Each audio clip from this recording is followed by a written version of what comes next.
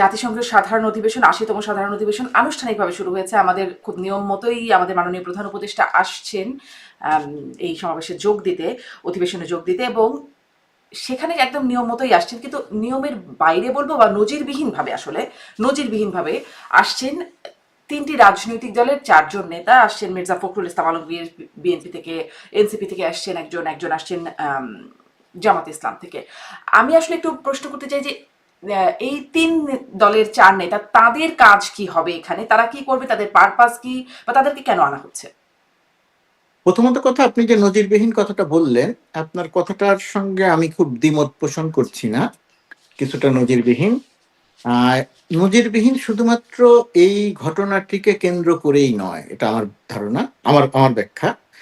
নজিরবিহীন এই পুরো 5 আগস্টের পরের থেকে, 2024 সালের 5 আগস্টের পরের থেকে এখন পর্যন্ত বাংলাদেশটা যে প্রক্রিয়াতে চলছে, এই পুরো সিস্টেমটাই কিন্তু নজিরবিহীন বলা যায় না। নজির পৃথিবীতে তো এরকম ঘটনার আছে, রাষ্ট্রপ্রধানদের পালিয়ে যাওয়া, পরবর্তীতে বিপ্লব সংগঠিত হওয়া, গণঅভ্যুত্থান সংগঠিত হওয়া, সরকার পরিচালনা করা।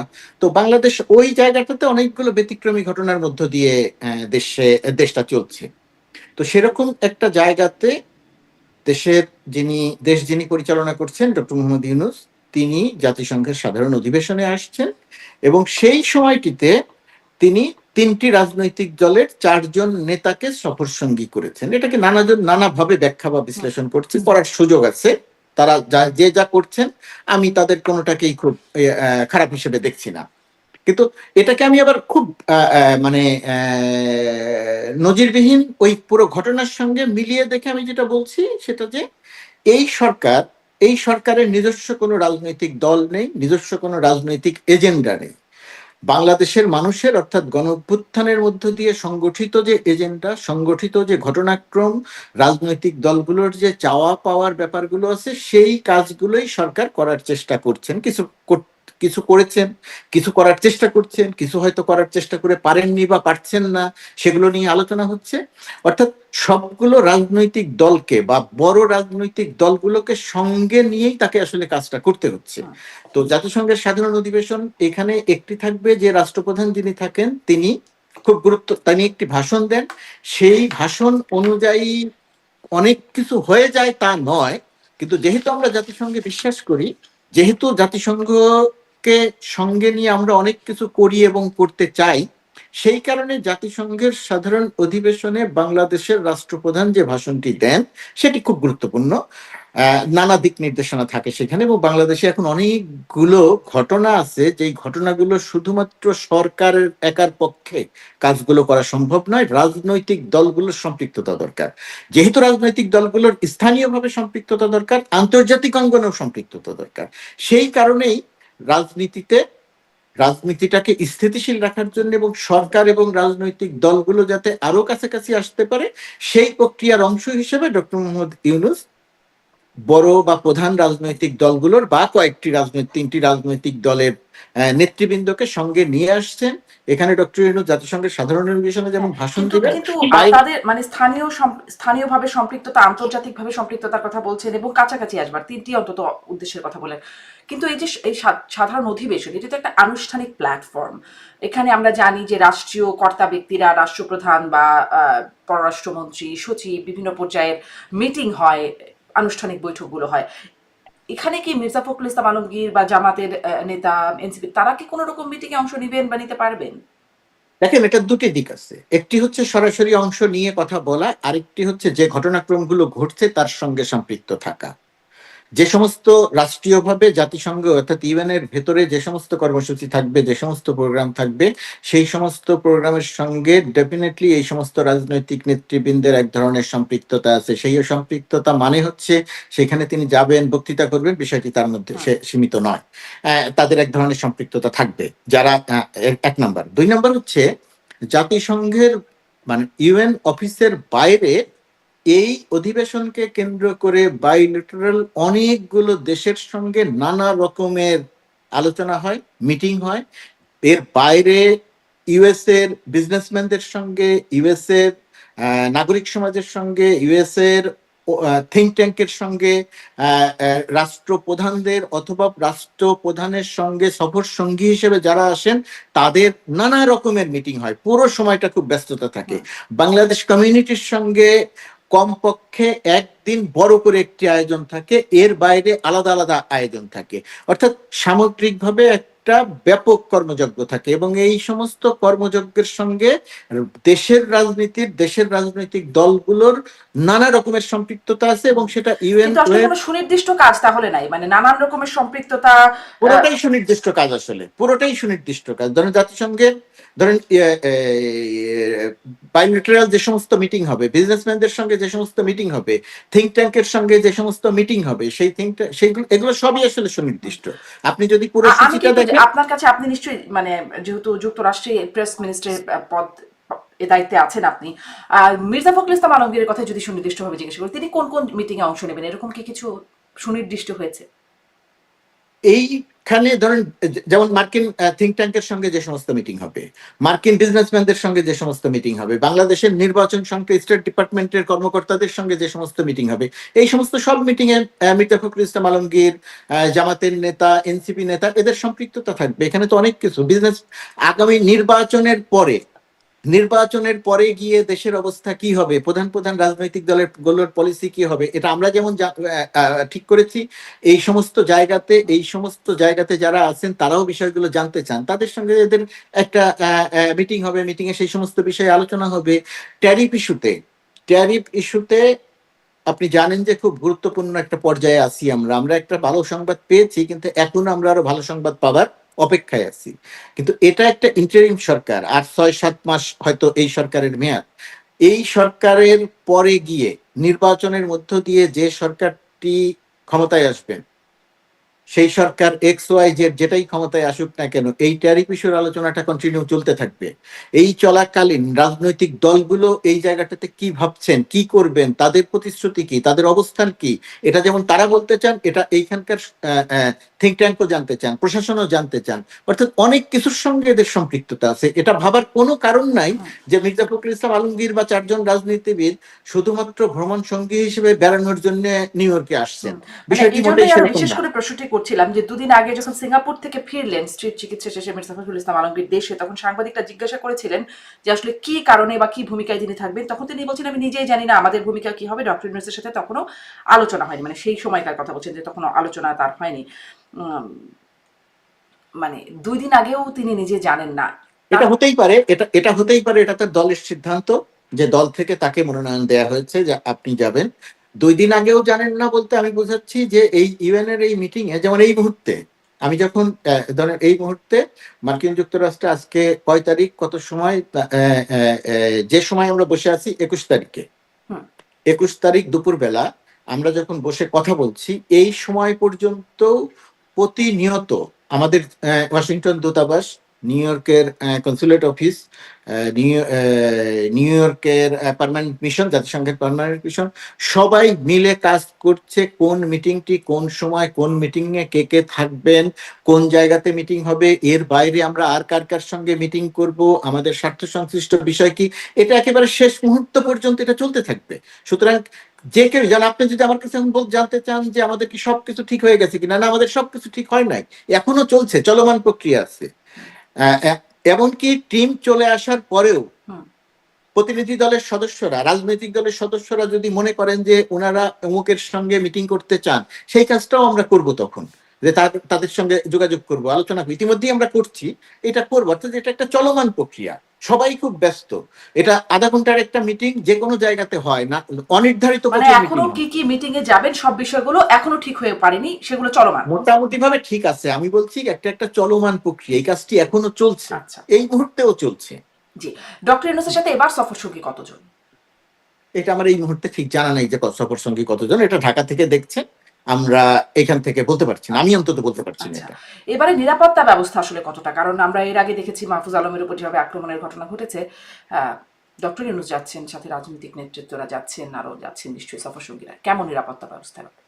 এখানে দুটি বিষয়। প্রথমত বিষয়, একটি দেশের রাষ্ট্রপ্রধান যখন আরেকটি দেশে যান, তখন সেই রাষ্ট্রপ্রধান বা রাষ্ট্রের গুরুত্বপূর্ণ ব্যক্তিদের নিরাপত্তা নিরাপত্তা দেওয়ার ব্যবস্থাটা সেই দেশের সরকার করে থাকেন।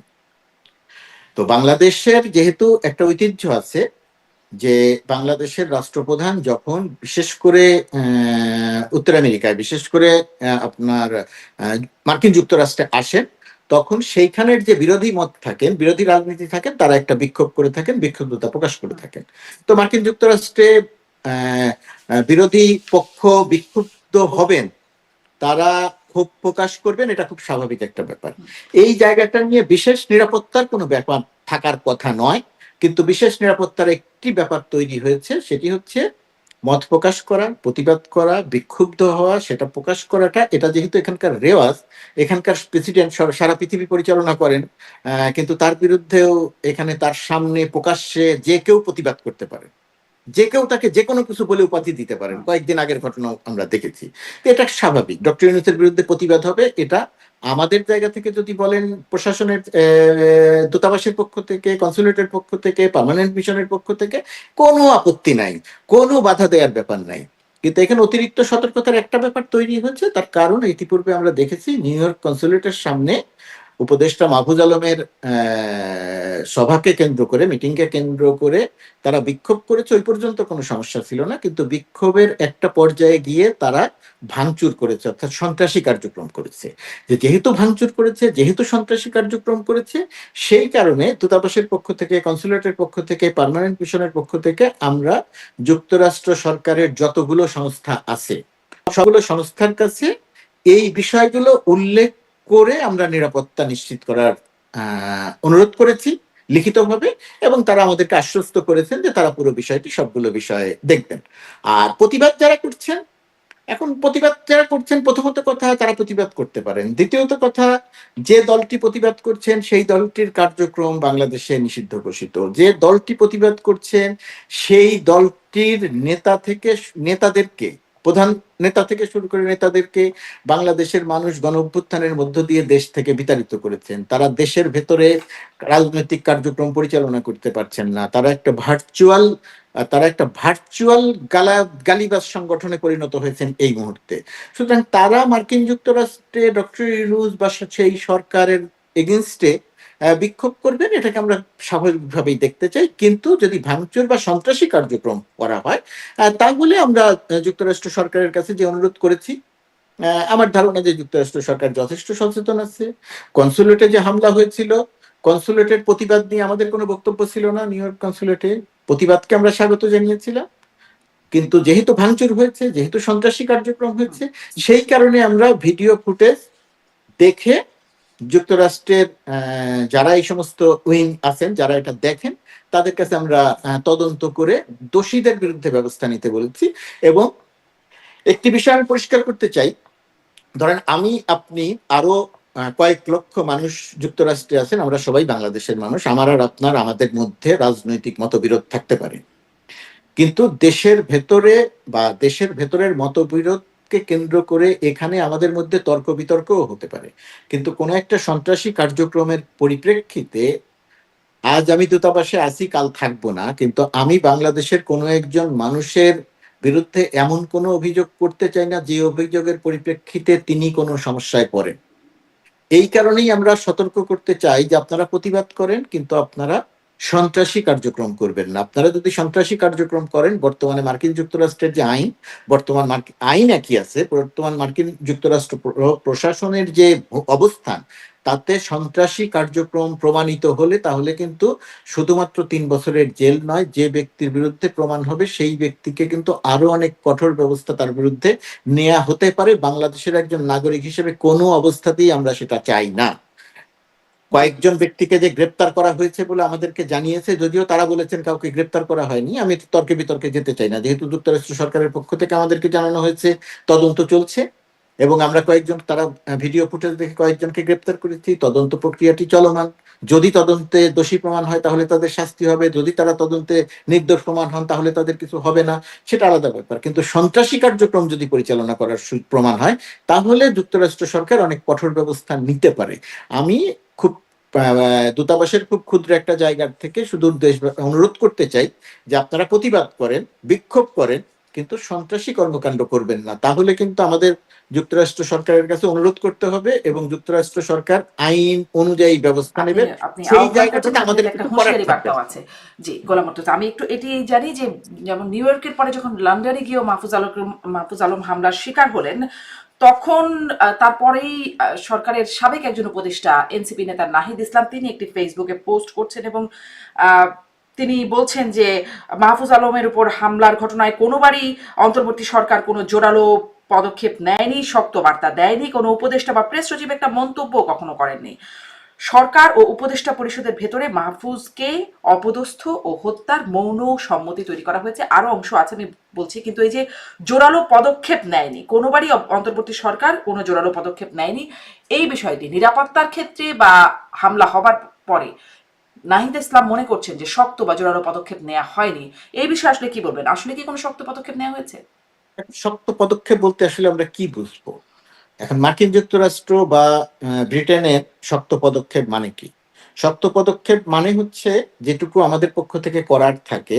নাহিদ ইসলাম একটি রাজনৈতিক দলের সদস্য, মাহফুজ আলমরা একসঙ্গে সম্মিলিতভাবে আন্দোলন করে তারা গণ অভ্যুত্থান ঘটিয়েছেন, সেরকম একটা তার প্রত্যাশার জায়গা থেকে তিনি এই মন্তব্য করেছেন। তার মন্তব্য নিয়ে আমার কোনো বিরূপ মন্তব্য নাই, তিনি অবশ্যই সেই মন্তব্য করতে পারেন, তার মনের ক্ষোভটা প্রকাশ করেছেন।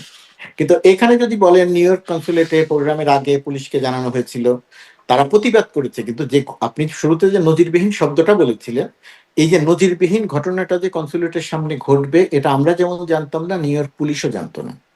নিউ ইয়র্ক পুলিশ যেটা জানতো, আমরা যেটা জানতাম যে নিউ ইয়র্ক কনসুলেটের সামনে তারা প্রতিবাদ করবে, বিক্ষোভ করবে, মাহফুজ আলমের কে কালো পতাকা দেখাবে বা আরো কিছু করতে পারে। কিন্তু তারা যে ভাঙচুর করবে এটা নজিরবিহীন, এটা পুলিশও জানতো না, এটা আমরাও জানতাম না। এর আগে কখনো এরকম ঘটনা ঘটে নাই আমার জানা মতে, হুম। যে কনসুলেটে হামলা করা হবে।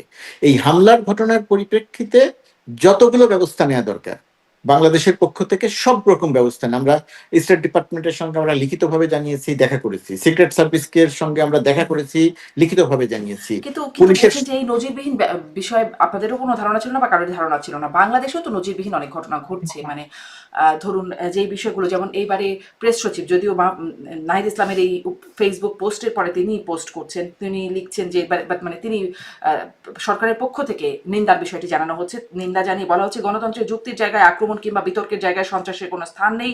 আমরা নিউ ইয়র্কের ঘটনার পরও বলেছি সহিংসতা কোনো প্রতিবাদ নয়, ভয় দেখানো মত প্রকাশের স্বাধীনতা নয়। সেই বক্তব্য লন্ডনের ক্ষেত্রেও সমানভাবে প্রযোজ্য, কিন্তু বাংলাদেশের ক্ষেত্রে আবার প্রযোজ্য না। বাংলাদেশে আবার মত প্রকাশের ক্ষেত্রে সেখানে মবের হামলা হলে সেটা প্রেশার গ্রুপ হয়ে যায়। এই বার্তাগুলো তো নজিরবিহীন ভাবে, একদম দুটি নজিরবিহীন না। ঘটনাকে বাংলাদেশে হয়, দেখেন, বাংলাদেশের আসলে একটা দেখেন সংস্কৃতি আছে, কিন্তু এই ঘটনাগুলো যখন ক্রমাগতভাবে ঘটছে, বাংলাদেশে যখন তারা কথা বলার জায়গা পাচ্ছে না, তখন এরকম একটা আক্রমণের ঘটনা ঘটতে পারে বা তারাও তাদের সহিংস অবস্থান দেখাতে পারে। এটাকে আপনারা মানে ধারণা করতে পারেননি? ধারণা না, করা এটা স্বাভাবিক ছিল এটা না? দুটি ঘটনাটাকে আমার মনে হয় একসঙ্গে মেলানো ঠিক হবে না। বাংলাদেশের ঘটনা একসঙ্গে আর এখানকার ঘটনা একসঙ্গে মেলানো ঠিক হবে না। বাংলাদেশের আইন শৃঙ্খলা পরিস্থিতি, বাংলাদেশের রাজনৈতিক পরিস্থিতি, বাংলাদেশের যে গণ অভ্যুত্থান, বাংলাদেশের যে বিপ্লব, বাংলাদেশের যে পুলিশ, সেনাবাহিনী, বিজিবির সম্মিলিতভাবে গুলি করে মানুষ হত্যা, এইরকম ঘটনা তো পৃথিবীর সব দেশে ঘটে না, মার্কিন যুক্তরাষ্ট্রেও ঘটে না, এখানেও ঘটে না। হুম। এখানে স্বীকৃত কিছু বিষয় আছে। স্বীকৃত বিষয় বলতে এখানে প্রতিবাদ করার জন্য কোন জায়গায় দাঁড়িয়ে প্রতিবাদ করবে, কতজন সেখানে প্রতিবাদে থাকবে, সবগুলো বিষয় আগে অনুমতি নিতে হয় এবং সেখানের যে একটা সীমা নির্ধারণ করে দেওয়া হয় যে এর বাইরে তুমি যেতে পারবে না, এটা মেনে প্রতিবাদ করতে হয়। এই যে ডক্টর ইউনূসের আশা উপলক্ষে যে প্রতিবাদটি করা হবে সেটাও কিন্তু পুলিশের কাছ থেকে অনুমতি নেওয়া হচ্ছে এবং এখানে পুলিশের কাছ থেকে অনুমতি নিলে সাধারণত সেটা মেনে চলার রীতি আছে। এই কারণেই আমি বলছি যে এটা নজিরবিহীন ঘটনা যে কনসুলেট আক্রমণ করা হবে। আর বাংলাদেশের কথা, এই কারণে এটা নজিরবিহীন ঘটনা, আগে কখনো এটা ঘটে নাই। শেখ হাসিনা যখন প্রধানমন্ত্রী ছিলেন, শেখ হাসিনা যখন এখানে আসতেন তখনও প্রতিবাদ হতো, হ্যাঁ, আপনি জানেন খুব ভালো করে, প্রতিবাদ হতো। একদম। কিন্তু সেই প্রতিবাদে আপনি দেখাতে পারবেন না যে শেখ হাসিনা যে হোটেলে ছিল সেই হোটেলের দরজা ভাঙা হয়েছে, শেখ হাসিনা কনসুলেট অফিসার গেছে বা শেখ হাসিনা ওয়াশিংটন এম্বাসিতে এসেছে, সেখানে এসে দরজা ভাঙা হয়েছে, আপনি সেটা দেখাতে পারবেন না। সেখানে শেখ হাসিনা ওয়াশিংটন এম্বাসিতে এসেছেন কোনো প্রোগ্রামে, সেখানে নির্দিষ্ট একটি জায়গা ঠিক করে দেওয়া হয়েছে, সেখানে প্রতিবাদ করেছে। এই ঘটনাগুলো ঘটেছে। তো ব্যবস্থা যে নেওয়া হয় নাই এবং এটা ঠিক না, আপনি নজিরবিহীন, বলছেন। জি, এটা ঠিক জনাব নয়। গোলাম ব্যবস্থা মুর্তজা, নেওয়া আপনি হয়েছে বলতে বলছিলেন। এখানে বুঝতে হবে আমাদের যে এদের ব্যবস্থা এদের আইন অনুযায়ী হয়। যেমন ধরেন 24 আগস্টের ঘটনা, আমাদেরকে সেপ্টেম্বরের দ্বিতীয় সপ্তাহে জানানো হয়েছে এটা এখনো তদন্ত চলছে, আমরা কয়েকজনকে গ্রেপ্তার করেছি। এখন বাংলাদেশের মানুষ হিসেবে আমাদের ভেতরে একটা বিষয় কাজ করছে, 1 মাস হয়ে গেল তবুও তদন্ত হলো না, এটার মনে হয় আর কোনো কিছু হবে না। এটা তো আমাদের হাতে না, এটা তো কারো একদম হাতে স্পষ্ট, না। এটি যুক্তরাষ্ট্রের আইন এবং তদন্ত অনুযায়ী চলছে, জি। অতএব এই বিষয়ে আমাদের হাতে কিছু নাই। কিন্তু ওই যে আপনি আর আর বলছিলেন, আরেকটি কথা আপনার প্রশ্নের মধ্যে ছিল, সেটা একটু বলা দরকার। আপনি বলছেন যে দেশে যখন কথা বলার অধিকার নাই, মব আছে।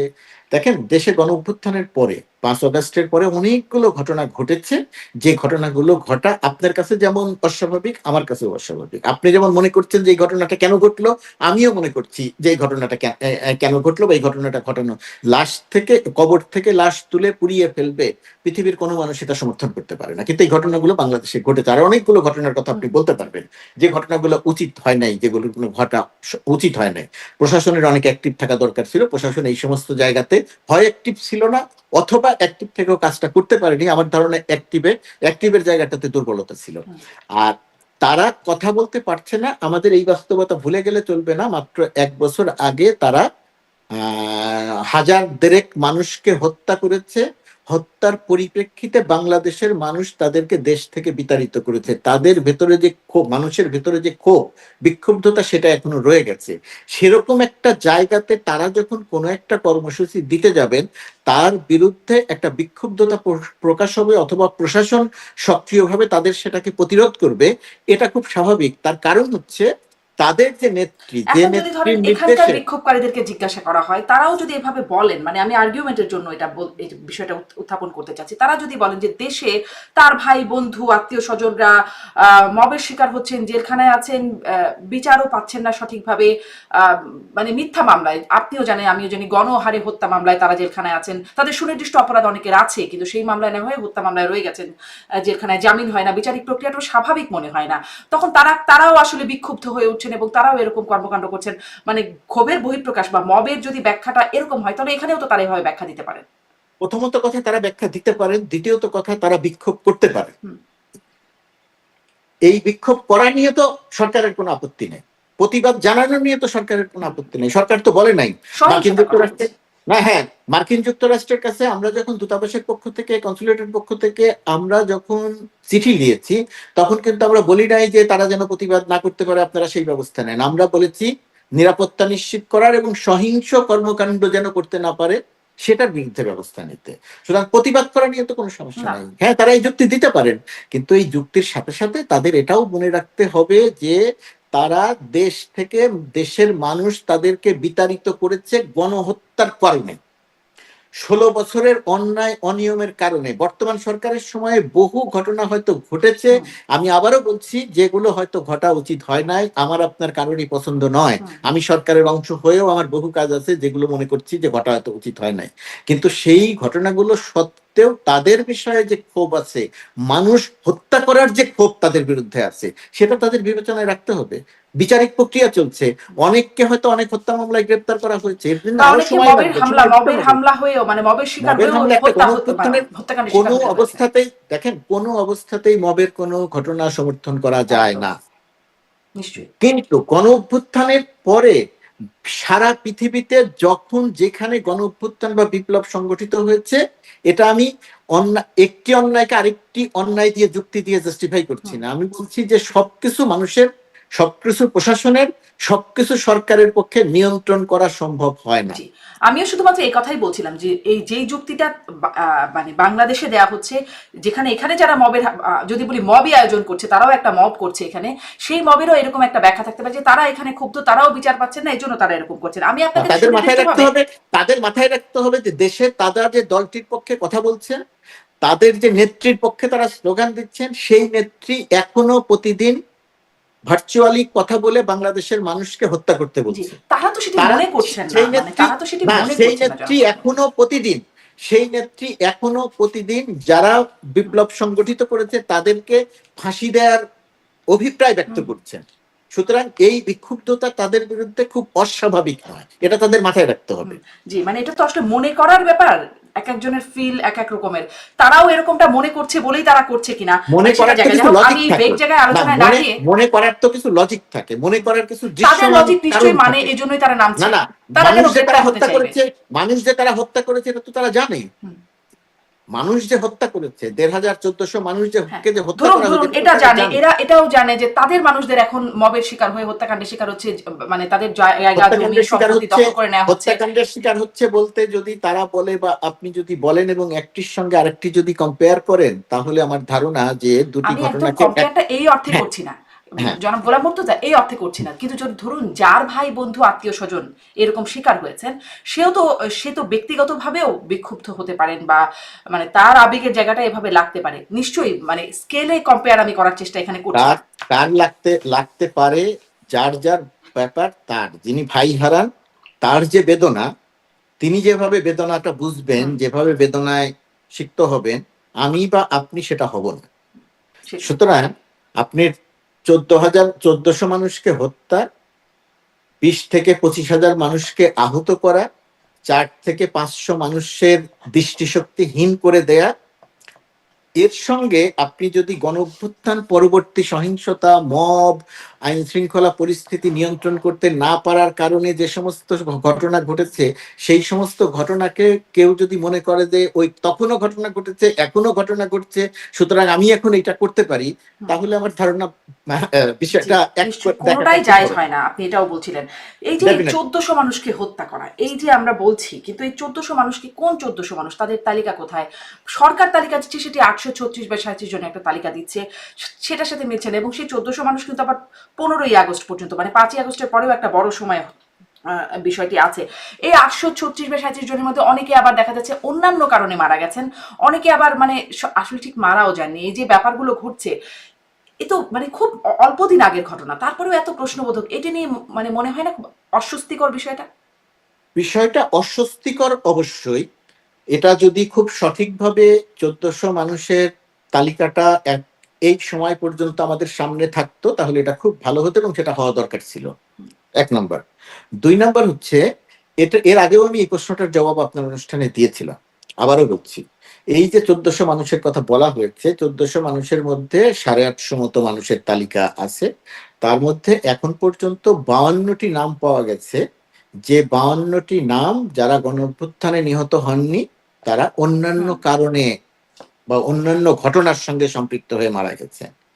এটাও অস্বস্তিকর এবং এটাও ঘটা উচিত হয় নাই। কিন্তু এটা ঘটেছে। এর সঙ্গে যেহেতু একটা আর্থিক কিছু সুবিধা পাওয়ার ব্যাপার ছিল, এই জায়গাটা ঘটেছে। এটা তদন্ত করে এর বিরুদ্ধে নেওয়া হচ্ছে। এই ৫২ জন বাদ দিলেও ৮০০ মতো তালিকা আছে যে মানুষগুলোকে হত্যা করা হয়েছে।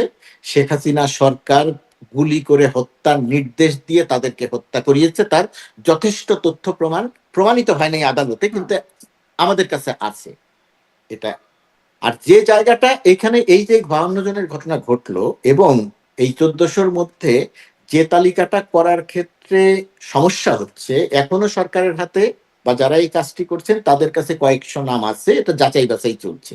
সমস্যা হয়ে গেছে ওই জায়গাটাতে, যে যিনি মারা গেছেন গুলিতে, ধরুন যাত্রাবাড়িতে যে ছেলেটাকে গুলি করে হত্যা করা হয়েছিল, হত্যার পরে যখন ওই ছেলেটিকে ওই সময় স্থানীয় একটি হাসপাতালে নিয়ে যাওয়া হয়েছিল, ডাক্তার যখন তাকে বলেছিল মৃত, তখন আর তাকে ওই হাসপাতালে ভর্তি করা হয় নাই। সেই হাসপাতালে তাকে সেখান থেকে নিয়ে কোনো একটি গ্রামের অঞ্চলে তখন তার লোক আত্মীয় স্বজন তাকে নিয়ে চলে গেছেন। এটা মানে স্বীকৃত নয় যে, কোনো কাগজপত্র দ্বারা স্বীকৃত নয় যে এই ছেলেটি যাত্রাবাড়িতে পুলিশের বা ছাত্রলীগের বা কারো গুলিতে মারা গিয়েছিল। এখন এটা প্রমাণ করতে গিয়ে যেটা হচ্ছে, ওই ছেলেটার হতে পারে, ধরে নিলাম তর্কের জন্য, যে ওই ছেলেটা দুর্ঘটনায় মারা গিয়েছিল, ওই ছেলেটা ক্ষতিপূরণের জন্য তার পরিবার হয়তো এটাকে গণঅভ্যুত্থানে হত্যা নিহত হয়েছেন বলে তালিকাভুক্ত করার একটা চেষ্টা করেছিল, এবং এর কিছু কিছু ক্ষেত্রে এটা হয়েছে যে ৫২ জনের নাম পাওয়া গেছে। কিন্তু চ্যালেঞ্জটা হচ্ছে সঠিক নামগুলো বের করা।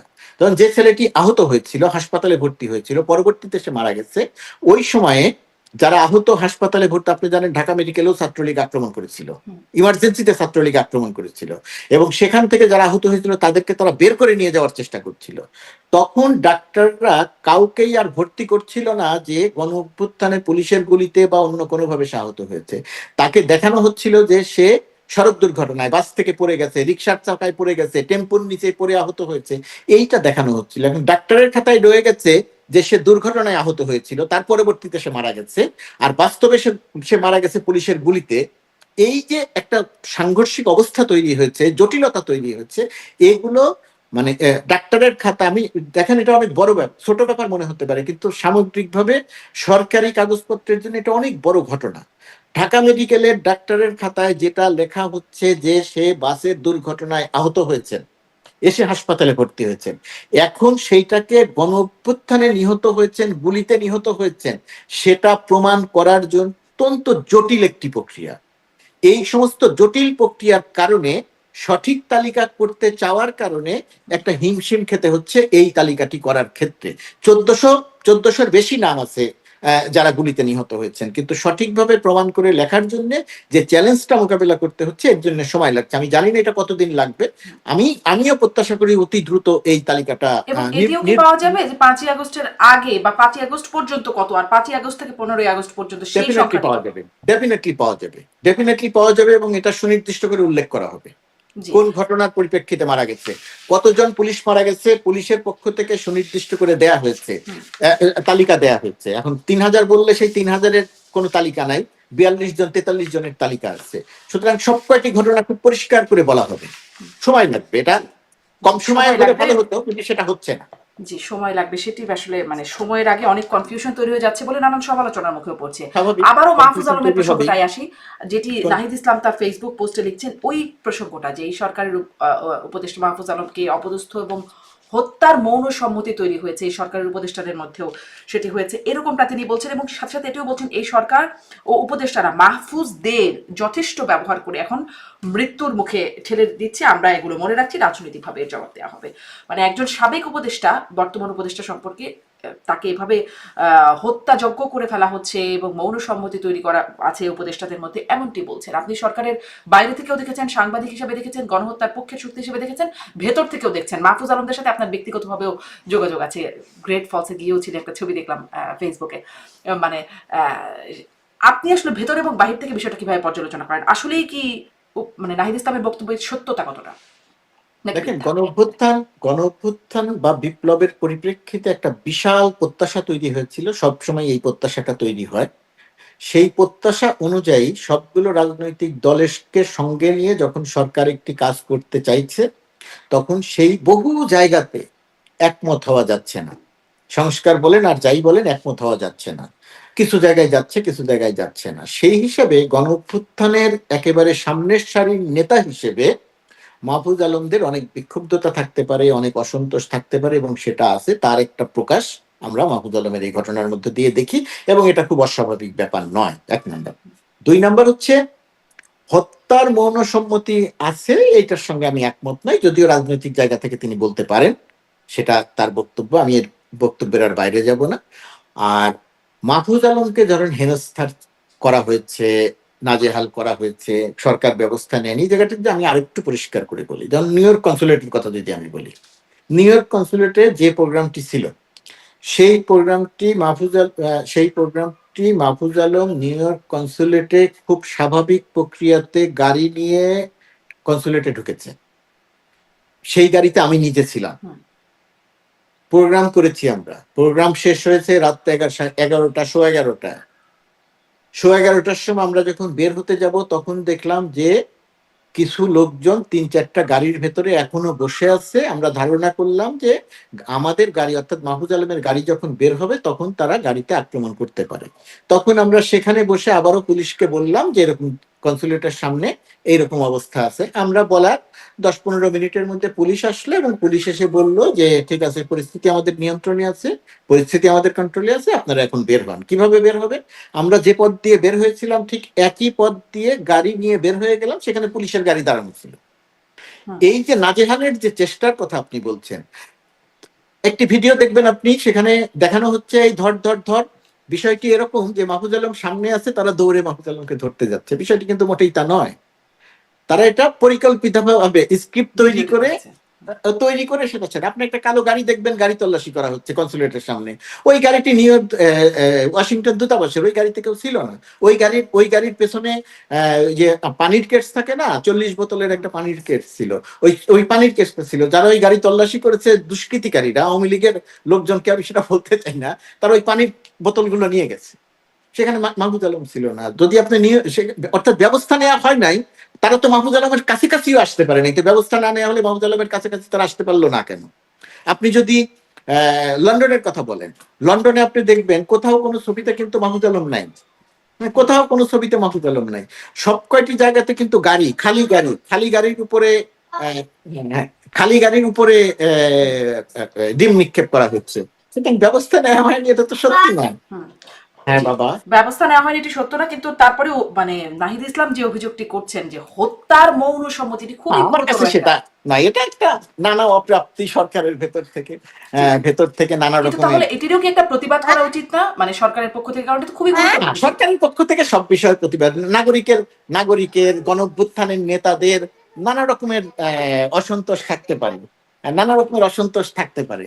আমার ছেলে চলে এসেছে, আমি আমি দেখতে জানি না পাচ্ছি, আজকে বুঝতে পারছি যে হ্যাঁ, উইকেন্ড, ওরও নিশ্চয়ই স্কুল নেই, এই জন্য হ্যাঁ, আমি দোতলায় চলে এসেছিলাম, ও আর অনেকক্ষণ না থাকতে পারে চলে এসেছে।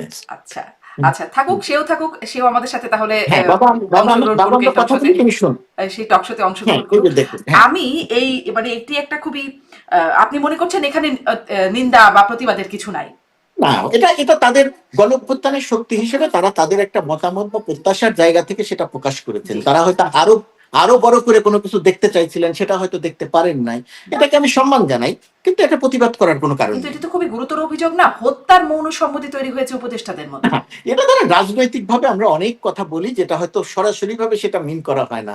আমার ধারণা নাহিদ ইসলামের এই বক্তব্যটাও সেই রকমই হবে, তিনি প্রত্যাশার জায়গা থেকে কথা বলেছেন।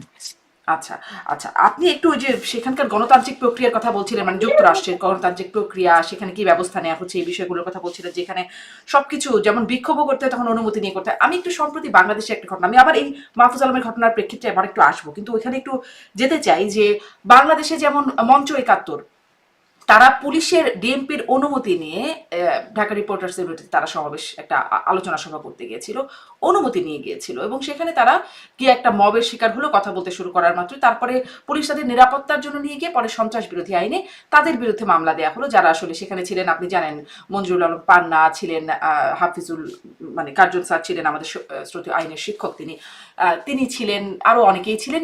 ১৬ জন তারা গ্রেপ্তার হয়ে আছেন সন্ত্রাস বিরোধী আইনে গ্রেপ্তার হয়ে। এটি আসলে কি এমন হলো, মানে তারাও তো অনুমতি নিয়ে গিয়েছিলেন, তারাও কথা বলা শুরু করার আগেই তাদেরকে ধরে নিয়ে যাওয়া হয়েছে। এবং আমার অনুষ্ঠানে সেদিন মাসুদ কামাল বলছিলেন যে এফআইআর এ লতিফ সিদ্দিকের যে বক্তব্য রাখা হয়েছে যে তিনি এটি এটি বলেছেন, তিনি আসলে মাইকটি হাতে এনে নিয়ে কথা বলবার জন্য, কিন্তু এফআইআর এ তিনি কি বলতে পারতেন হয়তো সেটিও লেখা হয়ে গেছে।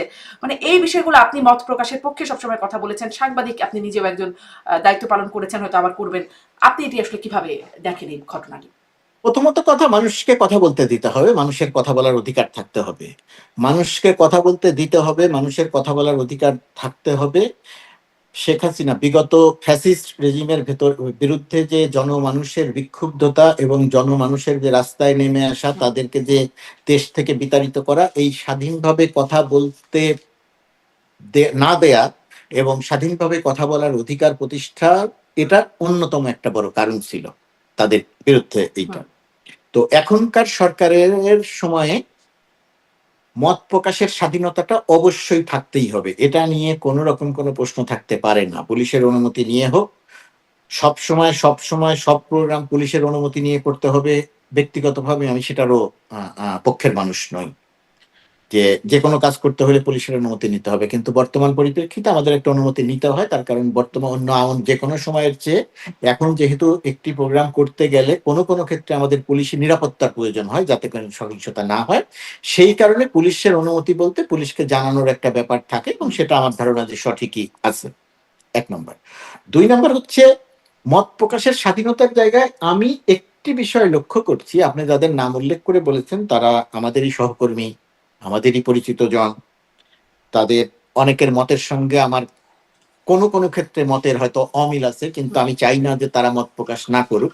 কিন্তু দেশের পরিস্থিতিতে আমার ভেতরে একটা জিনিস তৈরি হয়েছে যে মুক্তিযুদ্ধকে ব্যবহার করে ফ্যাসিস্ট রেজিমে শেখ হাসিনা সরকারের সময় যেভাবে দেশের জনমানুষকে অপমান, অসম্মান এবং সুবিধা নেয়ার একটা ধারা তৈরি হয়েছিল, এই বিগত সরকারের পতনের পরে কেউ কেউ এই মুক্তিযুদ্ধকে ব্যবহার করেও মত প্রকাশের স্বাধীনতাকে সামনে এনে এটাকে ব্যবহার করে এক ধরনের ফ্যাসিস্ট সরকারের পক্ষে দাঁড়ানোর, বিগত সরকারের পক্ষে দাঁড়ানোর একটা অবস্থান তৈরি করেছে।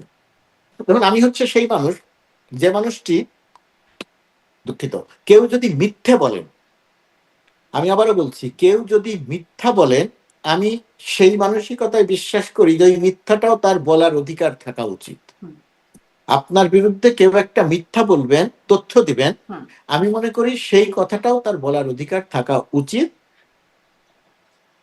এইখানে যেটা দরকার সেটা হলো সরকারের অংশ হিসেবে আমাদের অথবা সরকারের কার্যক্রমকে যারা সমর্থন করেন তাদের যেটা দরকার সেটা যে এটা বলা যে যিনি মিথ্যা তথ্যটা দিলেন সেই তথ্যটা যে মিথ্যা সেটাও পরিষ্কার করে বলে দেওয়া উচিত যে সেই তথ্যটা অসত্য। কিন্তু মিথ্যা তথ্য বলতে পারেন, কিন্তু দেশের বিরুদ্ধে প্রোপাগান্ডা চালানোর, প্রোপাগান্ডা বলতে আমি বলছি যে দেশের ভেতরে প্রোপাগান্ডা চালিয়ে এক ধরনের বিশৃঙ্খলা তৈরির মোটিভ নিয়ে কেউ যদি কাজ করে, তাহলে আমার ধারণা যে সেই জায়গাটাতে সরকারের কিছু করার আছে, অন্তত তাদেরকে বিরত রাখার। যেমন ধরেন একজন সাংবাদিকের কথা যদি বলেন, আমি সরকারের সমালোচনা করতে পারি, আমি যখন সাংবাদিক, আপনি যখন সাংবাদিক, সরকারের সমালোচনা করতে পারেন।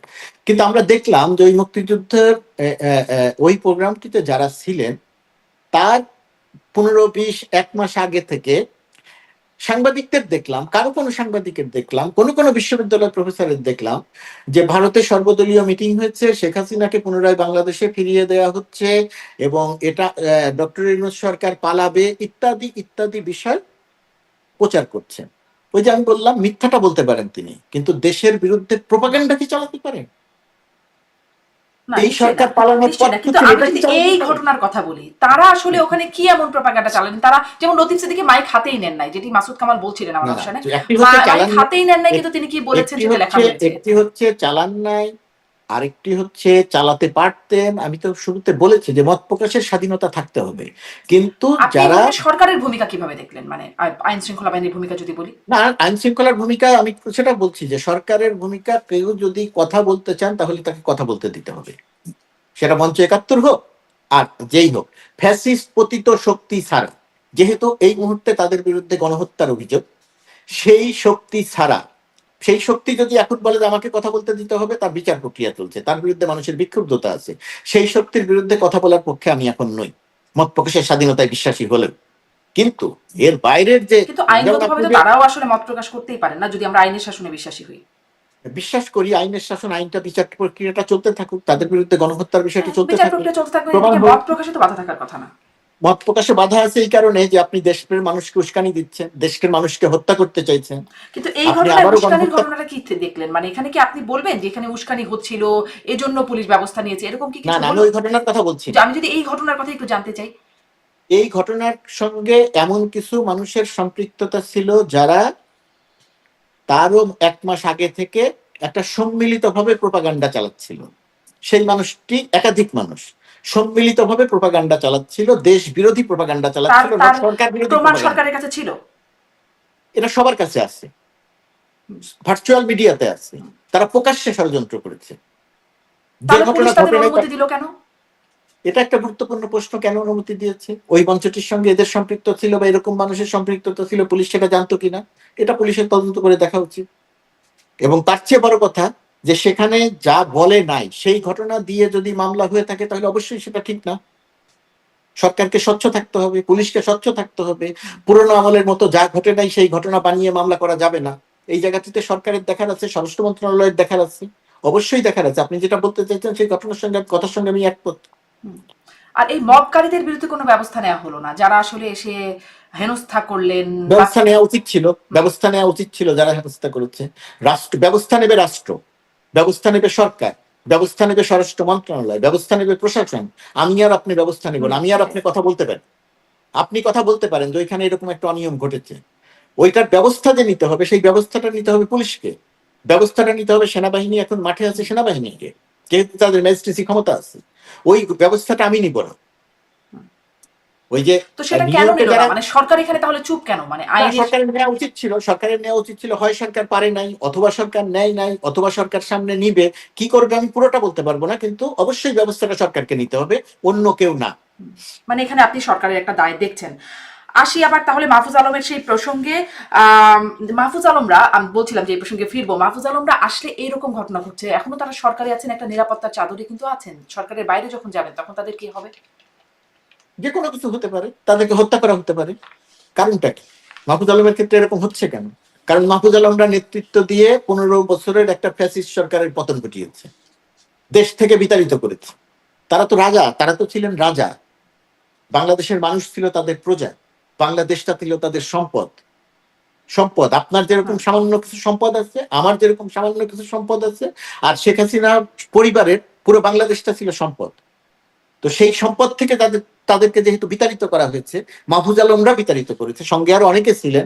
সেই কারণে মাহফুজ আলমরা শত্রু, সেই কারণে মাহফুজ আলমদেরকে তারা হত্যা করতে চায়। সেই কারণে মাহফুজ আলমদের পক্ষের যারা আছে তারা এই ফ্যাসিজমের কথা বলে যারা রাস্তায় নামে তাদের বিরুদ্ধে ব্যবস্থা নেওয়ার দাবি তোলে। কোনো কোনো ক্ষেত্রে তারা নিজেরা ব্যবস্থা নেয়। এরকম এই ঘটনাটা তো বাংলাদেশে ঘটছে। মাহফুজ আলমদের নাহিদ ইসলাম যে কথাটা বলেছেন যে মৌনসম্মতি তৈরি হয়েছে, মাহফুজ আলমদের তো সুযোগ পেলেই এরা হত্যা করবে, সেটা দেশের হোক দেশের বাইরে হোক। শেখ হাসিনা তো বলেছেন কাউকে ছাড়বো না, ফাঁসি দেওয়ার কথা বলেছেন, এদের সবাইকে ফাঁসি দিবেন। জি, তার মানে আসলে সরকার পতনের পর তারা এরকম বিপদে পড়তে পারেন। ডেফিনেটলি বিপদে পড়তে পারে, তারা এখনো বিপদে আছে। জি, জি। আমি একটু আরো কিছু প্রসঙ্গে যাই। এবং আমি বলি যে যেহেতু সরকার পরিবর্তনের পরে এরা বিপদে পড়তে পারে, এখন বাংলাদেশ যে প্রক্রিয়ায় চলছে, যে প্রক্রিয়ায় নির্বাচন হবে এবং যে সরকার ক্ষমতায় আসবেন নির্বাচনের মধ্য দিয়ে, সে যে সরকারই হোক, সেই সরকারের অন্যতম প্রধান দায়িত্ব হওয়া উচিত 5 আগস্টের জুলাই আগস্ট গণঅভ্যুত্থানের যে শক্তি, যারা প্রকাশ্যে সামনে থেকে নেতৃত্ব দিয়ে ফ্যাসিস্ট রেজিমের পতন ঘটিয়েছে, তাদের নিরাপত্তা নিশ্চিত করা। এটা একটা দায়িত্ব। সরকারই শুধু নিরাপত্তা নিশ্চিত করবে না, কিন্তু সরকারের পক্ষ থেকে যেটা করা দরকার সেটা যেন সরকার দেশে এবং দেশের বাইরে সব জায়গাতেই এটা করে, এটা তাদের অন্যতম দায়িত্ব হওয়া উচিত এবং প্রকাশ্যে তাদের এটা বলা উচিত। জি, জি, নিরাপত্তা নিশ্চিত করা। কিন্তু সরকার বা মানে যাদের দায়িত্ব থাকা উচিত তারা তারেক রহমানের নিরাপত্তাও নিশ্চিত করতে পারছেন না। কারণ তিনি কেন ফিরছেন না জিজ্ঞাসা করলে বিএনপির পক্ষ থেকে অনেকেই বিভিন্ন সময় আমার প্ল্যাটফর্মে বলেছেন যে তিনি আসলে নিরাপদ নন, তাকে হত্যা করার চেষ্টা করা হতে পারে। এইটা কেন পারে না সরকার? প্রথমত কথা, বিএনপির পক্ষ থেকে কারা বলেছেন আমি তাদেরকে জানি না, প্রথমত কথা। মানে আপনি কি এটা শোনেননি যে আসলে এটা কি আপনি শুনেছেন যে বিএনপি বলছে যে, বা বিএনপি নেতাকর্মীরা কেউ বলছে যে দেশে নিরাপত্তা সংকট, তারেক রহমান কেন ফিরছেন না? যারা বলছেন যারা যারা বিএনপির পক্ষ থেকে যারা বলছেন তাদের বক্তব্য আমার কাছে গ্রহণযোগ্য না। আমি মনে করি না যে তারা সঠিক বলছেন, আমি মনে করি না যে তারা জেনে বলছেন। দেশের নিরাপত্তা ব্যবস্থায় কোনো ঘাটতি নাই, তারেক রহমানের দেশের নিরাপত্তা ব্যবস্থায় কোনো ঘাটতি নাই। তারেক রহমান একটি বড় রাজনৈতিক দলের বা আওয়ামী লীগের অবর্তমানে বাংলাদেশের সবচেয়ে বড় রাজনৈতিক দলের প্রধান। তো সেই প্রধান ব্যক্তি দেশে ফিরবেন, কখন ফিরবেন, কিভাবে ফিরবেন, সেটা একান্তভাবেই তার এবং তার দলের বিষয়। সরকারের যতটুকু করার, যা কিছু করার, প্রথমত কথা সরকার সেটা করার জন্য প্রস্তুত আছে, দ্বিতীয়ত কথা সরকারের সেটা করার সক্ষমতা আছে। নিরাপত্তার কারণে তিনি ফিরছেন না, এই কথাটা আমার কাছে গ্রহণযোগ্য নয়। ব্যাখ্যা আছে, যদিও এটা আমি এখন প্রসঙ্গে আনতে চাই না, ছোট্ট করে কেন তিনি ফিরছেন না, কোনো ব্যাখ্যা আছে? সেটা তার রাজনৈতিক কৌশলের অংশ হতে পারে, সেটা তারেক রহমান বলতে, এই প্রশ্নের উত্তর একমাত্র বলতে পারবেন তারেক রহমান। এটা এই প্রশ্নের উত্তর মির্জা ফখরুল ইসলাম আলমগীরও বলতে পারবেন না। একদমই তাই, হয়তো কারণ আপনার যদি সুযোগ হয়, কোন সাংবাদিকের যদি সুযোগ হয় সরাসরি তারেক রহমানের কাছে প্রশ্নটা করার যে আপনি এখনো দেশের মানুষের প্রত্যাশা যে তিনি ফিরবেন, এখনো ফিরছেন না। দেশের মানুষ প্রতিদিনই মনে করছেন যে তিনি হয়তো আগামী মাসে ফিরবেন, তিনি হয়তো অমুক সময় ফিরবেন, ফিরছেন না। এই যে মানুষের প্রত্যাশা, এই প্রত্যাশার জায়গাটার কারণে তারেক রহমানের নিশ্চয়ই ব্যাখ্যা আছে এবং তিনি যখন ফিরবেন তখন হয়তো ব্যাখ্যা দিবেন, এখনো ব্যাখ্যা দিতে পারেন, অথবা তিনি কোনো ব্যাখ্যাই দিবেন না, একদিন ফিরে আসবেন। কোনো ব্যাখ্যাই দেন না এবং আমরা জানতে পারি যে তার নিরাপত্তার সংকট আছে, তার দলের নেতারা আসলে তাকে নিরাপত্তার সেই সংকটে ফেলতে চান না বলে এটি আসলে দলীয় অবস্থা। দলের নেতা কর্মীরা কতটা কে জানেন সেটা নিয়ে আমার যথেষ্ট প্রশ্ন আছে। আমি আমাদের অনুষ্ঠানে বলেন যে এটি তাদের দলীয় অবস্থানও বটে যে তিনি নিরাপদে থাকুক, তিনি এখন সবেধন নির্মণি, এরকম শব্দ ব্যবহার করা হয়। আমি এবারে একটু এই মানে আসি যে আমাদের সম্প্রতি আমাদের দেশে মার্কিন সেনা মহড়া হয়ে গেল একটা, সেটা নিয়ে অনেক কথা উঠেছে, সেই প্রসঙ্গে আসবো, ছোট ছোট করে আসবো কারণ আমরা অনেক সময় ধরে কথা বলছি, আপনারা নিশ্চয়ই বিভিন্ন কাজ আছে, একটু সংক্ষেপে কয়েকটা বিষয় জানবো, এটা নিয়ে কথা বলবো। তার আগে একটু এটা নিয়ে কথা বলতে চাই যে সম্প্রতি আমাদের গণমাধ্যমে দেখলাম যে মার্কিন গোয়েন্দা সংস্থা সিআইএ এর এজেন্ট দাবি করা এনায়েত করিম চৌধুরী ওরফে মাসুদ করিমকে গ্রেপ্তার করা হয়েছে, গ্রেপ্তার করেছে পুলিশ। এবং সেখানে পুলিশের বরাতে বলা হচ্ছে, মানে প্রথম আলোর খবর পড়ছে, একজন পুলিশ কর্মকর্তা প্রথম আলোকে বলেছেন, প্রাথমিক জিজ্ঞাসাবাদে এনায়েত করিম বলেছেন বর্তমান সরকার পরিবর্তন করে নতুন জাতীয় সরকার গঠনে কাজ করতে তিনি বাংলাদেশে এসেছেন। তার দাবি তিনি বিশেষ একটি দেশের গোয়েন্দা সংস্থার এজেন্ট। বাংলাদেশের অন্তর্বর্তীকালীন সরকার খুব নাজুক অবস্থায় আছে, সেনাবাহিনীর সঙ্গে ওই সরকারের দূরত্ব তৈরি হয়েছে, এই সুযোগে বর্তমান সরকারকে পরিবর্তন করতে বাংলাদেশে এসেছেন তিনি। সরকারি উচ্চ ও নীতি নির্ধারক পর্যায়ের একাধিক কর্মকর্তাদের সঙ্গে বৈঠক করেছেন বলে জানিয়েছেন তিনি। এছাড়াও বিভিন্ন রাজনৈতিক দলের প্রভাবশালী নেতা ও ব্যবসায়ীদের সঙ্গে গোপন বৈঠক হয়েছে। এই সিআইএ এর এজেন্টের বাংলাদেশে আসা কোনো খবর আপনারা জানেন? মার্কিন দূতাবাস প্রথমত কথা সিআইএ এর এজেন্ট বলতে কিছু নাই, প্রথমত কথা। দ্বিতীয়ত কথা, আপনি যার কথা বলছেন তিনি সিআইএ এর এজেন্ট তো দূরের কথা, ওইটার কাছাকাছিও তার কোনো অবস্থান নাই।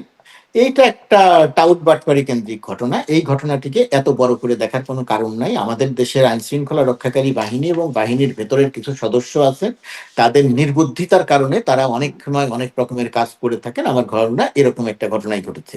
এনায়েত করিমের ঘটনাটাকে এত বড় করে দেখার বা দেখানোর কোনো কারণ তিনি কিন্তু একবার গ্রেপ্তার হয়েছিলেন এইরকমই একটা বিষয়, সরকার বিরোধী। ওনার পুরো বিষয়টিকে সামান্যতম কোনো গুরুত্ব দেওয়ার কোনো ব্যাপার নেই। সিআইএ এই প্রক্রিয়াতে কাজ করে না। সিআইএ এরকম মানুষকে এজেন্ট বানায় না। সিআইএ যাকে এজেন্ট বানাবে সেটাকে আপনি আমি কেউ চিনবো না। ওই দেশে গিয়ে মিটিং করে সরকার পতন ঘটাবে, এগুলো খুবই হাস্যকর ব্যাপার। এত হাস্য আমাদের রাজনীতির এত হাস্যকর ব্যাপার আছে, এগুলো দেখলে আমার মাঝে মাঝে নিজের খুব হাসি পায় এবং দুঃখ লাগে যে আমরা কত ছোট কত গৌণ বিষয়কে কত গুরুত্ব দিয়ে উপস্থাপন। তাহলে এটি গুরুত্বপূর্ণ ভাবার কোনো কারণ নেই, মোটেই গুরুত্বপূর্ণ না, এটা একেবারেই তুচ্ছ ঘটনা। আরো যে বিষয়গুলো গুরুত্ব পাচ্ছে, এবার তাহলে সেদিকে একটু আগায় যাই। যে এই যে বলছিলাম যে মার্কিন সেনা মহড়া, অপারেশন প্যাসিফিক এঞ্জেল যৌথ মহড়া পরিচালিত হলো, সেখানে সুপার হারকিউলিস বিমানে করে বাংলাদেশে গেলেন, চট্টগ্রামে নামলেন মার্কিন সেনারা। সেটি নিয়ে অনেক আসলে গুজব গুঞ্জন হয়েছে, আলোচনা সমালোচনা প্রশ্ন উঠেছে, যেগুলোর উত্তর সবখানে নাই, গণমাধ্যমও স্পষ্ট করতে পারেনি অনেক কিছু। আপনার কাছ থেকে আসলে জানতে চাইব, এখানে কি কোনো অস্বাভাবিক কিছু আদৌ ছিল কিনা? যেমন ধরেন তারা ইমিগ্রেশন ছাড়াই দেশে ঢুকেছেন, বাংলাদেশে ঢুকেছেন, তারা চেক ইন ছাড়াই হোটেল রেডিসনে ছিলেন, এরকম কথা আসছে। এবং বাসদ সিপিবি তারা এই ঘটনায় সার্বভৌমত্বের লঙ্ঘন বলে প্রতিবাদ বিক্ষোভও করেছেন, কিন্তু এরকম কিছু, মানে এটা কি আপনি কিভাবে ব্যাখ্যা করেন? বাসদ সিপিবি এরা একটা দেউলিয়া সংগঠনে পরিণত হয়েছে, এদের আর কোনো গ্রহণযোগ্যতা নেই। সুতরাং তারা এই ধরনের কথা কেন বলেন আমি এটা বুঝতে পারি না। সুতরাং তাদের নিয়ে আমি আলোচনাই করতে চাই না। আমি যদিও এই দলটিকে চাই যে তারা সাকসেস হন, কিন্তু সাকসেস হওয়ার কোনো কারণ নেই, কারণ এরা জনমানুষ বিচ্ছিন্ন, প্রথমত। দ্বিতীয়ত কথা, আপনি যে সমস্ত অভিযোগের কথা বললেন যে তারা মার্কিন যুক্তরাষ্ট্রের পরিবহন বিমানে, যুদ্ধ বিমানে করে বাংলাদেশে গেছেন, হোটেল রেডিসনে উঠেছেন, সেটা নিয়ম কানুন মেনে রেজিস্ট্রি করে ওঠেন নাই, ইমিগ্রেশন ছাড়া গেছেন, এই ঘটনাগুলো আমরা আসলে জেনেছি কিভাবে? যেটা বাংলাদেশের জন্য এই জিনিসটা খুব গুরুত্বপূর্ণ, আমার আপনার খুব গুরুত্বপূর্ণ। তার এই ঘটনাগুলো আমরা জেনেছি কিভাবে? আমরা জেনেছি এটা সোশ্যাল মিডিয়া থেকে। আর বাংলাদেশে সোশ্যাল মিডিয়া বলতে মূলত ফেসবুক। তো ফেসবুক থেকে আমরা জেনেছি, ফেসবুক থেকে কিছু কিছু মানুষ পোস্ট করেছেন, কিছু কিছু মানুষ এই কনফিউশনটা তৈরি করেছেন। আমরা এটাই জানতাম একজন সাংবাদিক, ক্ষুদ্র সাংবাদিক হিসেবে, যে সমস্ত জায়গাতে বিভ্রান্তি তৈরি হয়, সোশ্যাল মিডিয়া যদি কোনো বিভ্রান্তি তৈরি করে, অথবা ব্যক্তিগত অথবা গল্প আড্ডায় যদি কোনো বিভ্রান্তি তৈরি হয়, গণমাধ্যমের দায়িত্ব সেই বিভ্রান্তিটা দূর করা। বিস্ময়কর ব্যাপার যে বর্তমানে বাংলাদেশের গণমাধ্যম, বিশেষ করে আমি একসময় নিয়মিত টকশোতে অংশ নিতাম, আপনি এই প্রোগ্রামের বাইরেও বাংলাদেশের প্রথম সারির টেলিভিশনগুলোতে নিয়মিত টকশো উপস্থাপন করেছেন, আপনার সঙ্গেও বহু অনুষ্ঠান আমরা একসঙ্গে করেছি। এই সমস্ত প্রোগ্রামের ধরনটা ছিল এরকম যে সমস্ত বিভ্রান্তি তৈরি হবে, সেই সমস্ত বিভ্রান্তিটা এই সমস্ত গণমাধ্যমের থেকে, এই সমস্ত টকশো থেকে সেই বিভ্রান্তিগুলো দূর করা হবে। অর্থাৎ সত্যটা আমরা বলবো যে না, ঘটনাটা এরকম না ওই রকম। কিন্তু বিস্ময়কর ভাবে হলে সত্যি, আপনি একটু মিলিয়ে দেখেন, আমার অভিযোগটা এমন না যে আমি এখন টকশো করছি না দেখে আমি সেই জায়গাতে কথা বলছি। আপনি খেয়াল করে দেখেন যে কয়জন এই টকশোতে এসে এই বিষয়টি নিয়ে কথা বলেছেন, তারা সবাই সোশ্যাল মিডিয়া দ্বারা প্রভাবিত হয়েছেন, এবং সোশ্যাল মিডিয়া যে প্রশ্ন করেছে তিনি এসে সেই প্রশ্নই করেছেন। মার্কিন যুক্তরাষ্ট্র তিনি কি বলছেন আমি জানি না, তারা কথা বলতে গেলে আমি জানি না মার্কিন যুক্তরাষ্ট্র কি সেন্ট মার্টিনে ঘাঁটি করতে চাইছেন। আরে ভাই, আপনি টকশোতে কথা বলছেন, ন্যাশনাল মিডিয়াতে, আপনি বলছেন আমি জানি না, তো আপনি যেটা জানেন না সেটা নিয়ে কথা বলছেন কেন? আমি জানি না, তিনি বলছেন আমি জানি না তারা রেডিসন ব্লুতে রেজিস্ট্রেশন ছাড়া ঢুকেছেন কিনা। তা আপনি জানেন না কেন এটা জানতে পারেন? আপনি এখন যুক্তরাষ্ট্রে বসবাস করছেন, আপনিও একটা টেলিফোন করে জেনে নিতে পারেন। আর তারা ঢাকা শহরে থেকে তাহলে কোনো মূলধারার গণমাধ্যমে, ধরুন টকশো বক্তাদের কথা বাদ দিলাম, মূলধারার গণমাধ্যমে কেন এটা দেখানো হলো না যে হ্যাঁ তারা চেকিং করেছেন, এই যে তার ডকুমেন্ট আছে? দেখানো দেখানো হলো না মানে কি, দেখেন এই যে মার্কিন যুক্তরাষ্ট্রের সঙ্গে বাংলাদেশের একটা দ্বিপাক্ষিক এই ট্রেনিং মহড়া, এটা বহু বছর ধরে চলছে, এটা সব সরকারের সময়ই চলে। এই মুহূর্তে যুক্তরাষ্ট্রে বাংলাদেশের প্রায় শতাধিক, এই মুহূর্তে আমি আর আপনি যখন কথা বলছি, প্রায় শতাধিক সেনাবাহিনী, বিমান বাহিনী, নৌবাহিনীর শতাধিক কর্মকর্তা আছেন, নানা কর্মসূচিতে নানা ট্রেনিং এ তারা ট্রেনিং নিচ্ছেন। এটা কিন্তু আমরা জানি না কোথায় আছেন, কি ট্রেনিং নিচ্ছেন। একই রকম ভাবে বাংলাদেশেও তাদের যাতায়াত আছে, সব ঘটনা আমরা জানি না। সেনাবাহিনীর সঙ্গে, নৌবাহিনীর সঙ্গে, বিমান বাহিনীর সঙ্গে যেটা চলে, যেহেতু এটা একটি বড় মহড়া, সেই কারণে এটা নিয়েই বিভ্রান্তিটা তৈরি হয়েছে। আমার এইখানে বক্তব্য হচ্ছে, আমি যেটা কথাটা বলছিলাম শেষ করি, যে এই টকশো আলারা কয়েকজন বক্তা যিনি সে বিষয়টা জানেন না, সেই বিষয়গুলো নিয়ে বিভ্রান্তি তৈরি করেছেন, এবং তাদের কাছে এই ব্যাখ্যাটা থাকা দরকার ছিল যে সেন্ট মার্টিন দ্বীপটি ঘাঁটি করার উপযুক্ত না। এই ব্যাখ্যাটা থাকা দরকার ছিল। তাদের এটা জেনে নেওয়া দরকার ছিল যে রেডিসন ব্লুতে কেউ রেজিস্ট্রেশন ছাড়া ঢোকে নাই। তাদের এটা জেনে নেওয়া দরকার ছিল যে কেউ ইমিগ্রেশন ছাড়া আসে নাই। তাদের এটা জেনে নেওয়া দরকার ছিল যে ভিসা পাসপোর্ট ছাড়া মার্কিন যুক্তরাষ্ট্রের একজন নাগরিকও যায় নাই। এক নয়, এটা জানা তাদের দরকার ছিল। আর সরকারের জায়গা থেকে, বিশেষ করে আইএসপিআর এর জায়গা থেকে যেটা দরকার ছিল, তারা বিবৃতিটা দিয়েছেন, একটি বিজ্ঞপ্তি দিয়েছেন এই বিভ্রান্তিগুলো তৈরি করার পরে। তো যেহেতু এটা প্রায় 92 জন সদস্য গেছেন, 3-4টি উড়োজাহাজ, যুদ্ধ বিমান গেছে, পরিবহন বিমান গেছে, তাদের এটা উপলব্ধিতে আসলে ভালো হতো যে এই ব্যাখ্যাটা আমরা আরো আগেই দিয়ে দিতে পারি। মানে অনেক বিভ্রান্তি তৈরি হওয়ার পরে যে তারা বিভ্রান্তি তৈরি করা হচ্ছে, মানে বিভ্রান্তি তৈরি করার তো কিছু কিছু গ্রাউন্ড আছে, মানে যদি মানুষ ঘুরে দিয়ে কিছু চার মেলাতে যায়, গুজব গুঞ্জন হতে পারে, কিন্তু কিছু তো সুযোগ আছে। যেমন ধরুন সাবেক প্রধানমন্ত্রী তিনি বলতেন যে তিনি যদি মার্কিনীদের এই সুযোগটি দিতেন দেশে ঘাঁটি তৈরি করতে, তিনি যদি মানে এই কাজগুলো করতে দিতেন, এখানে একটা বেস করতে দিতেন, তাহলে তিনি ক্ষমতায় থাকতে পারতেন। ওদিকে একটা খ্রিস্টান রাষ্ট্র হবার প্রক্রিয়া চলছে, এরকম নানান বক্তব্য কিন্তু সেন্ট মার্টিন যদি দিয়ে দিতেন তাহলে তিনি ক্ষমতায় থাকতে পারতেন, এই কথাগুলো বলতেন। এবং এই সরকার আসার পরে দেখা যাচ্ছে মানুষজন সেন্ট মার্টিনে যেতে পারছে না, পরিবেশগত কারণের কথা বলে সেখানে আসলে এখন ভ্রমণ নিষেধাজ্ঞা আছে। এটি আমরা দেখছি একটা করিডোরের কথা হঠাৎ করে উঠলো, সেটিও একরকম গোপনে, কারণ নিজেদের মধ্যে অনেক আলোচনার মধ্যে সাংঘর্ষিক আলোচনা আসলো। প্রথমে পররাষ্ট্র উপদেষ্টা বললেন নীতিগত সিদ্ধান্ত হয়ে গেছে যে দেয়া হবে, কিছু শর্ত নিয়ে আলোচনা চলছে, সেই শর্তগুলো এখন তিনি প্রকাশ করতে চান না। তখনকার কথা বলছি, সেটি আমরা ভিডিওতে দেখেছিলাম।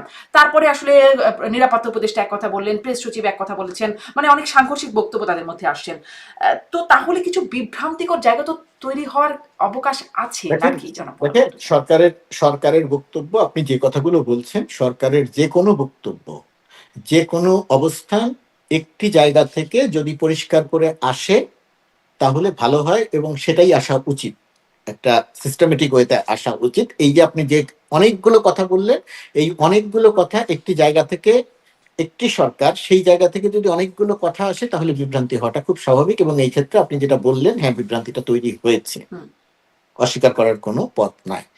আর বাস্তবতা হচ্ছে একই সঙ্গে আসলে অনেকগুলো ঘটনা ঘটছে। যেমন 1 বছর আগের বাস্তবতা বা 1 বছর আগের বাস্তবতা এমন ছিল না যে বাংলাদেশের সঙ্গে সীমান্ত ছিল মিয়ানমারের। 1 বছরের মধ্যে বাংলাদেশের সঙ্গে এখন মিয়ানমারের সীমান্ত নাই, সীমান্তটা হয়ে গেছে আরাকান আর্মির। তাদের নিজস্ব সার্বভৌমত্ব সারা সেখানে প্রতিষ্ঠা করেছে। 1 বছর আগে মিয়ানমারের যে সেনাবাহিনী, মিয়ানমারের যে সীমান্ত পুলিশ সীমান্ত পাহারা দিত, এখন সেখানে পাহারা দেয় আরাকান আর্মি। নতুন বাস্তবতা তৈরি হয়েছে, দেশের ভেতরে যাওয়া আসা ইচ্ছে করলেই সবকিছু ঠেকানো যাচ্ছে না। এই ঘটনাগুলো অনেক কিছু ঘটেছে। যেহেতু অনেক কিছু ঘটেছে, রোহিঙ্গা একটা বড় ইস্যু বাংলাদেশের জন্য, আরাকান আর্মি রোহিঙ্গাদের সঙ্গে একটা সাংঘর্ষিক অবস্থানের মধ্যে আছে, অনেক ঘটনা ঘটছে। সেই কারণে আমিও প্রত্যাশা করি, এবং আমি সরকারের নীতি নির্ধারক পর্যায়ে যখন কথা বলার সুযোগ পেয়েছি তখন সেটা কথাটা বলেছি যে বক্তব্যটা একটি জায়গা থেকে আসা দরকার। যদি এরকম কয়েকটি জায়গা থেকে আসে তাহলে এরকম বিভ্রান্তি তৈরি হবে, এটা একটা ব্যাপার।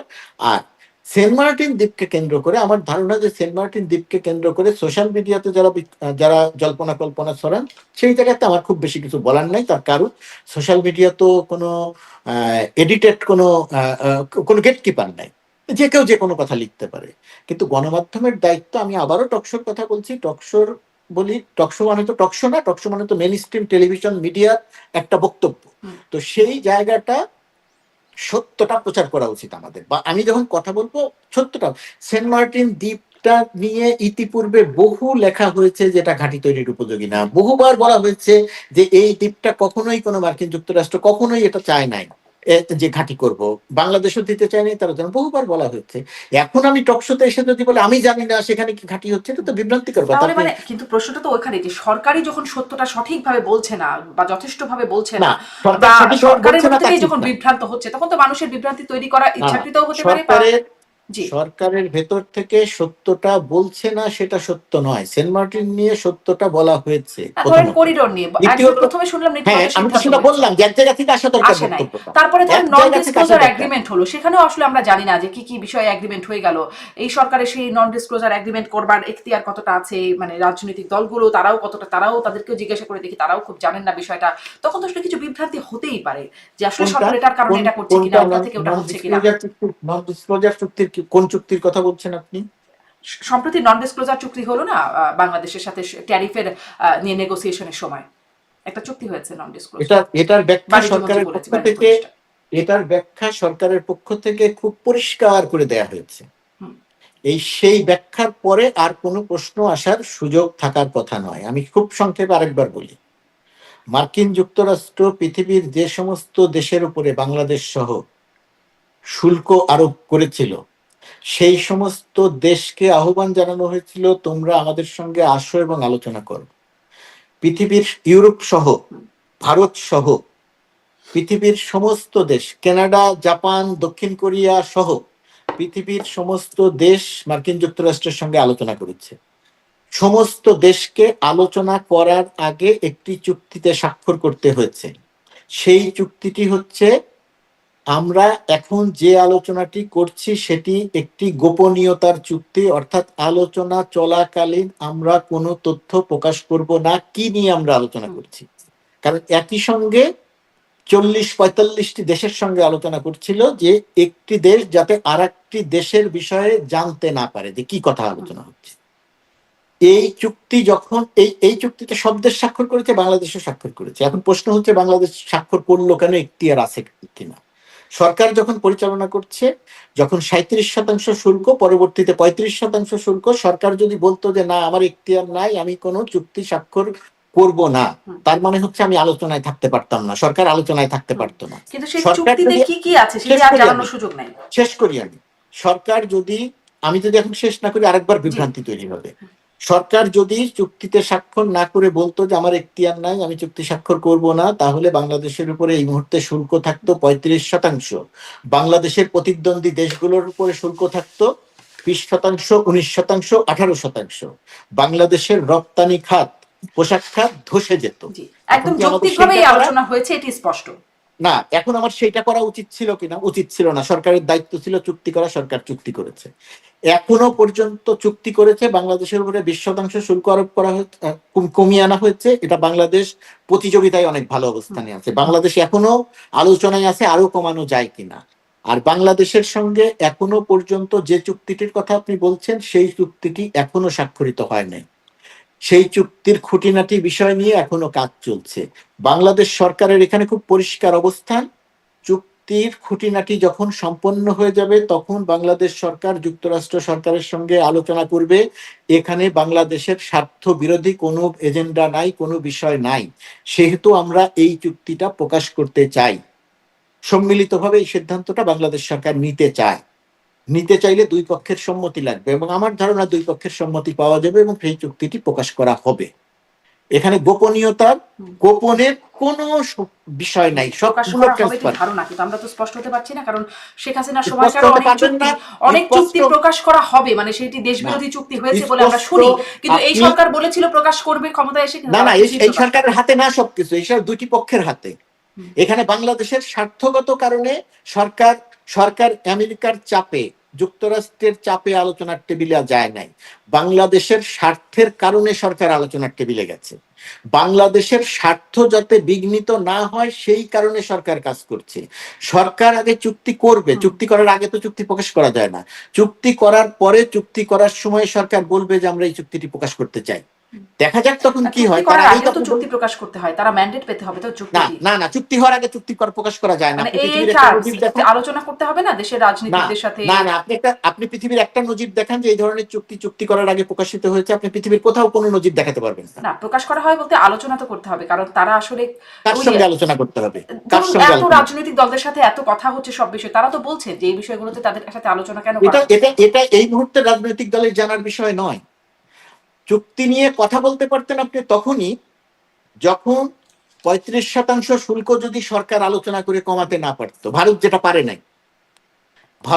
পারে নাই সেটা যদি হতো, সরকারকে সেই একই রকম ব্যাখ্যায় তো শেখ হাসিনাও বলেছেন যে কিছু বিষয় গোপনীয়তা থাকতে হয়, চুক্তি সব প্রকাশ করার মতো না। এখানে কিন্তু গোপনীয়তার বিষয়